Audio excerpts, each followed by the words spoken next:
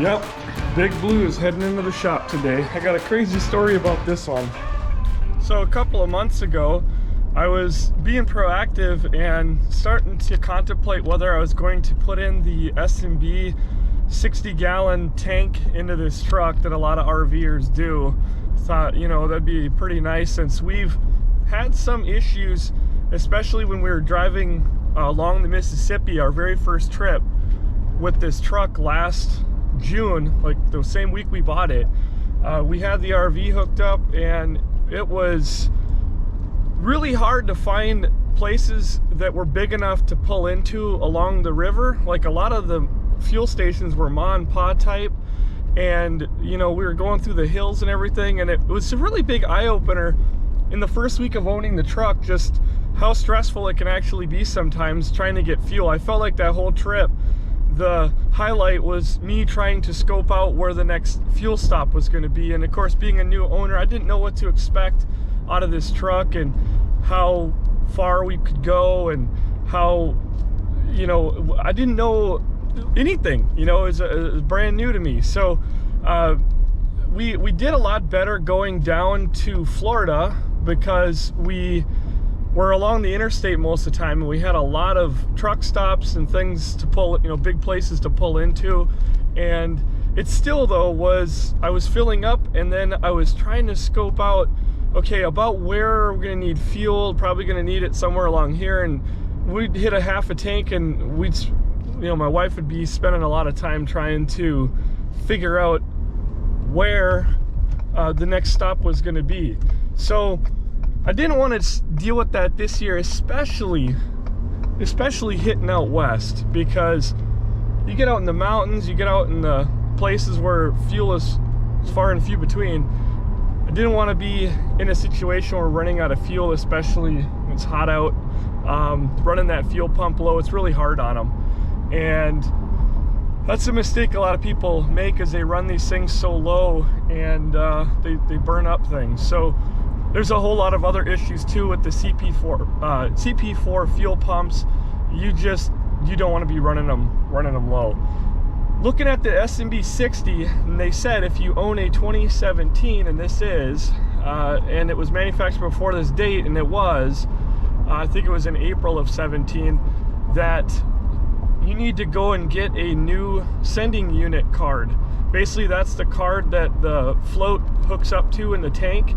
That's what basically is the brain of all the float there, and you know, and telling it where, you know, what position that float is at.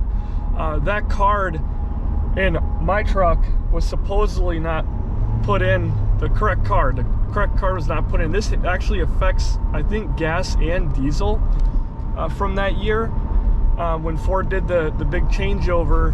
Apparently some old cards were getting in there, something got messed up. So if you have a gas, I think it's just a card that needs replacement. And if you have a diesel, it actually turns out that I think I have the wrong size fuel tank. We're supposed to have a 34-gallon, which is almost laughable seeing that my old Suburban had a 35-gallon.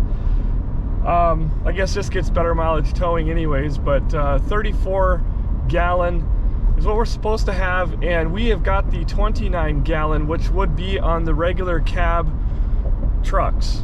So if you were to order a regular cab short box like a F250 or F350, you would get a 29-gallon fuel tank, probably because of the shorter frame and just the room. I ended up looking up this card to get the new card before getting the S&B tank, because if you put the S&B tank in and you leave your old card, it's going to read wrong, and the problem is going to be amplified. Basically, it's it's gonna say empty, and you're still gonna have 15 gallons or a quarter of the fuel sloshing around in the tank. You're really only gonna get 45 gallons, and you're gonna have a 15-gallon reserve. I mean, I guess who's not gonna like that? But $350 for the card, so there's no way I'm paying for that. So I called Ford up, and they said, of course, they had to come in for a diagnostic, and the only way I could get this card is to have them look at it and install it. That was it. So I said, okay, well, we brought it in back in February, and they said that yes, not only do you need a new card, but you need a new tank. They didn't tell me why. They didn't know why. Again, very sure it's because we have a 29-gallon tank. So today we're going in to get the 34-gallon. So if you, and the new card, so if you have a Ford, you know, Super Duty, and this is, I think it's all of them, F250 through F450, maybe higher. I don't know all of the models, but from 2017, the first half of 2017, or if your truck was manufactured at the tail end of 16, yeah, you basically have the wrong card and probably the wrong tank. I think I'm still gonna get the SMB 60, but we've been spending money like it's going out of style here lately on upgrades for the camper and upgrades to get the YouTube channel up and going. And so I think we got this trip coming up south here pretty quick in the next few months. I think we're gonna probably hold off on the tank until maybe like June when we get back and before we head west, which we don't even know how far and how long we're going to be gone when we actually do head out west. So jury's still out on that one, but at least this tank will give us 5 more gallons and it'll be reading correctly. I did buy a 5-gallon diesel can that I'm going to carry in the back. I don't even want to fill it with diesel, but it's kind of like one of those things. It's like carrying a gun. Why would you carry a gun unloaded and empty? You might as well leave it at home.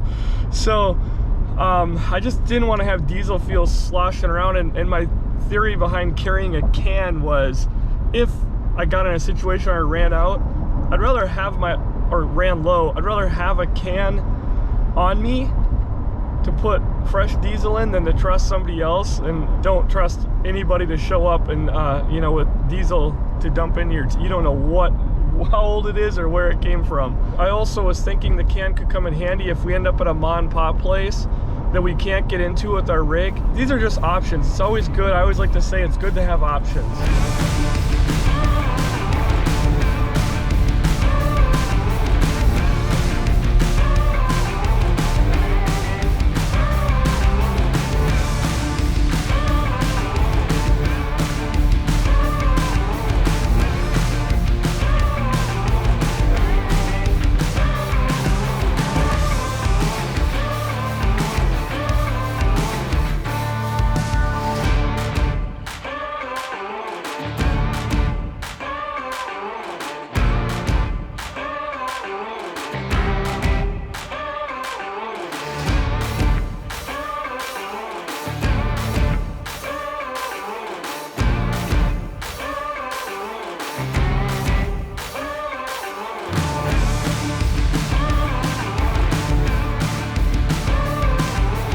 Wow, 215 miles to empty at half tank. I like that. We'll see if that actually stays once we start driving.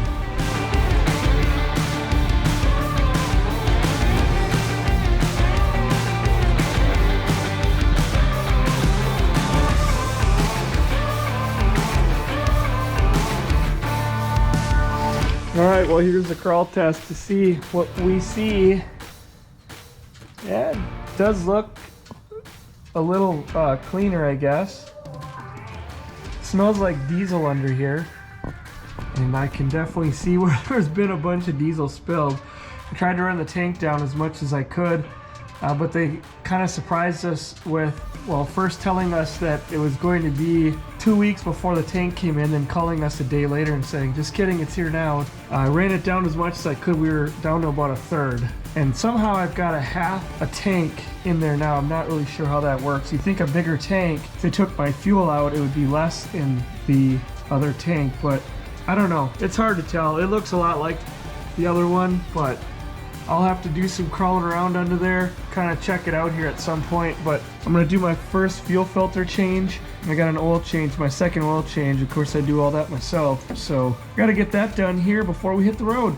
All right, folks, well, this busy bee's gunning to go, so until we see each other again, take care.